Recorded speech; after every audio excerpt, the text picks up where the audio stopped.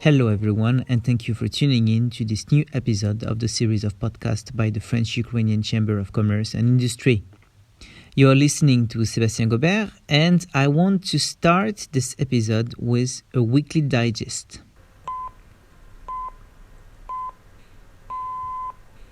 Kiev has been rife with tensions since the Constitutional Court has decided to cancel the system of e-declarations, which has been a pillar of the anti-corruption system in Ukraine since 2017.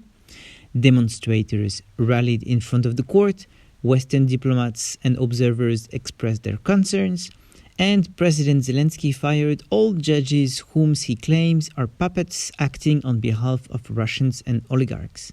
This presidential move has been criticized as a serious attack against the judiciary system. So it is very complicated. We see that the decision of the court is criticized and the response by the president is also criticized. I have to say that the stakes are very high because Ukraine could lose its international financial assistance as well as the visa-free regime for Ukrainian citizens to travel freely within the Schengen space. The perspective of Ukraine receiving electric train cars from French company Alstom grows nearer. Negotiations last for many months already. The recent high-level meeting between President Zelensky and CEO of Alstom, André Poupart-Lafarge, may signal some progress towards signing a contract. One more encouraging statistics, real salaries in Ukraine grew by 9.7% in September. This is a hike that may support Ukrainians' consumption in times of crisis. And last but not least, although the weather may not feel too encouraging these days, bikers may be interested in the new cycling route that just opened in Chernobyl exclusion zone. It stretches for more than 45 kilometers, crossing 4 villages in the exclusion zone and the territory of the Chernobyl Biosphere Reserve. The first bikers who took the route speak of mesmerizing views. And I am now joined by my guest, Adrian Pascu. Hello. Hello, Sebastian. Adrian, you are the general manager of Danone here in Ukraine. You've been in this position for a few months. In fact, I recall that you came in at the very beginning of this year. So you went with us through these exceptional times, didn't you?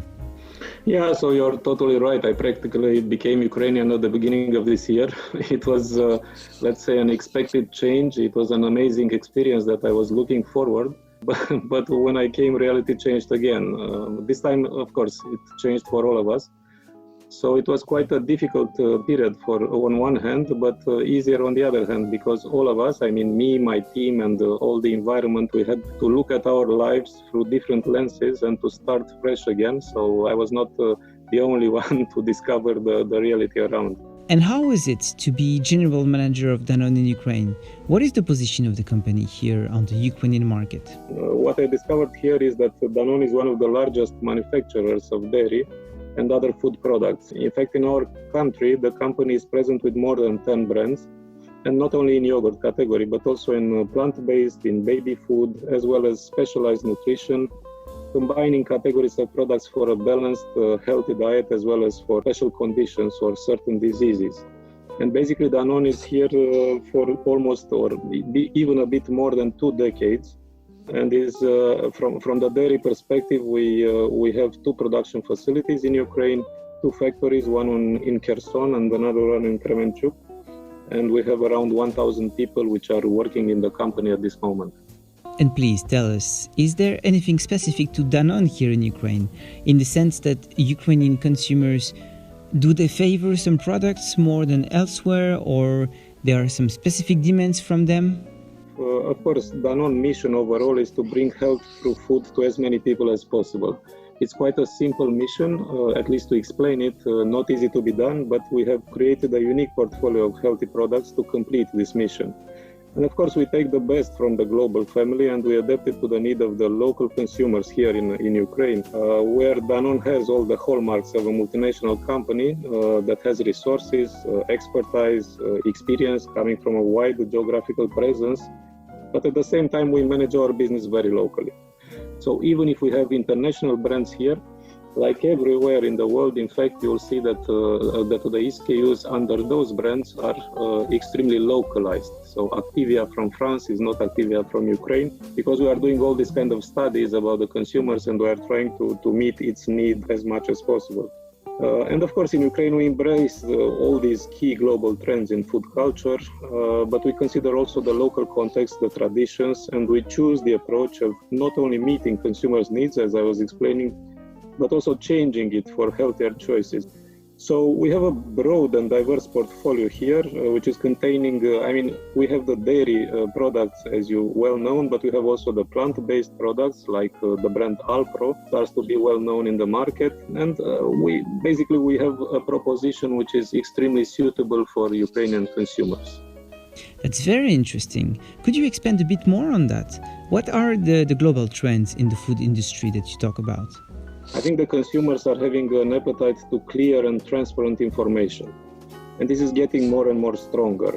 And of course, it is important for us not only to witness it, but to really perform as part of the society to supply our consumers with clear and evidence-based information. And you probably noticed that more and more brands are communicating via the new channels. For example, now you have the labeling with QR code, which is basically a gate to the world of detailed information about products, about the brand values and the company's mission. So transparent manufacturing is part of this trend, of course, but this is overall the big thing that we are seeing right now. In the transparent manufacturing, what is interesting is that now, based on digital solutions, you can basically online visit factories or farms and see how the products are being produced. And I think this is, again, something very important, and for us it's key to pioneer this trend. Then another trend, people are valuing naturality. This part of back to nature, back to roots, probably is coming from the need of balancing all the goods which are brought by this age of innovation and technology in which we are. So on this field, it is a good achievement that is something that I noticed here, that the market received clear regulations of the naturality, at least for the dairy products. We have this law on information to consumer in place. So we answered this need with our new high quality, 100% natural products, and we have Danone brand as an example of, let's say, walking the talk in this direction. Then a third one, of course, extremely important as well, is the so-called new health. It's a new meaning for everyone. Basically, when we talk about new health, the new health definition has come to wide public agenda through probiotics, for instance, functional foods, and according to the World Health Organization, health is not only a physical condition, but is the quintessence of your wellness and also emotional spirit. So it becomes crucially important to combine the two factors in food, so to nourish your body, but also to feed your emotions while enjoying the food. And this is what we believe in Danone, in fact, worldwide, and of course we apply it here as well as possible. In the end of the game, we all remember that food is probably the most frequent factor in our lives and should positively influence one's health, but at the same time to be tasty and enjoyable. It's really true. And how do you adapt these global trends to Ukrainian realities? And this is a very interesting thing that we did. In fact, my predecessors did last year in Ukraine, and I'm very happy to inherit it. We initiated and finalized, together with the Association of Dietologists in Ukraine, a Ukrainian food intake study. And this is proving that Ukrainians, unfortunately, they suffer from a disbalanced diet, which results in vitamin and microelements deficiencies. So this is something to address. I give you some examples. For instance, Ukrainians are overeating critical ingredients like salt 2 or 3 times more than it should be, and also exceed the level of consumption of free sugars, like double than it should be what is recommended by World Health Organization. At the same time, for instance, the Ukrainian plate is poor in healthy categories like vegetables and fruits, 3 times less eaten on daily basis. And of course, even dairy products, and this is where we can act upon, dairy products are just 25% of what they should be. So we have serious plans to take care of this, and we are moving in 2 directions. Of course, we produce very focused products based on these true physical needs of the local consumers with the sugar decrease in kids' portfolio. We have right now Activia sugar-free. We have vitaminization of some of these SKUs. But also we have another direction of popularizing these health eating behaviors via a platform called Pro-Zdarove, which is aimed to make all the Ukrainians' healthy eating recommendations closer and more familiar to people in their day-to-day life, literally making our eating habits a bit more healthier. So these are probably the three most important trends that we can see. But at the same time, of course, everybody is noticing digitalization and the new buying culture. So we have e-commerce, which is booming, and of course we need to drive it as much as possible, at least in our category.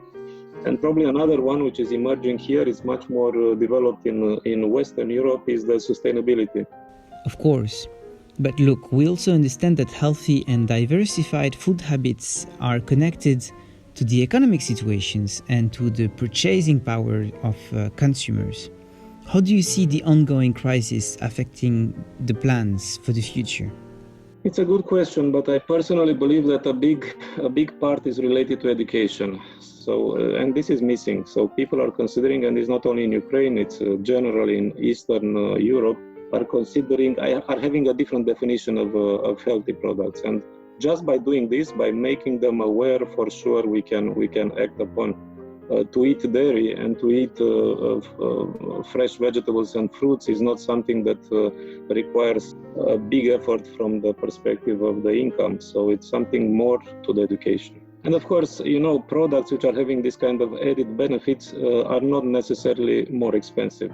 And this is what we are also trying to tackle right now with different formats, with a price positioning which is helping our consumers in these difficult times to still be able to access our products. And we're having a lot of innovations in these directions and very big plans for the future. Of course, this is putting pressure on our own P&L, on our own profitability, but it's something that we are aware and we are trying to tackle through other business measures.